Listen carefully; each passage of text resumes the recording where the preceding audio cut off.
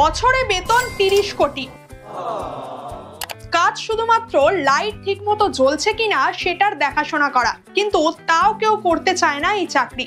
শুনে অবাক হচ্ছে, তবে এমনই এক চাকরির বিজ্ঞপ্তি বেরিয়েছিল জুমার লাইট হাউসের দেখাশোনা করার জন্য। জুমার লাইট হাউস আসলে ফ্রান্সের ব্রিটানি উপকূলে অবস্থিত। জাহাজ যাতে নিরাপদে ভ্রমণ করতে পারে তাই লাইট হাউসটি তৈরি করা হয়েছিল। কিন্তু এত টাকা বেতন হওয়ার পরেও কেউ যেতে চায় না সেখানে চাকরি করতে। কেন জানেন?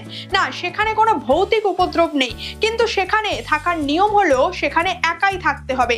যখন তখন সেখানে প্রাকৃতিক দুর্যোগ হওয়ার সম্ভাবনাও থাকে এবং তার সাথে মোকাবিলা করার জন্য পাশে পাবেন না কাউকেই।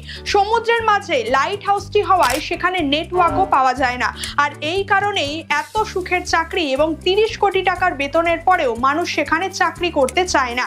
আচ্ছা, আপনাকে এমন চাকরির অফার দিলে আপনি কি করতেন?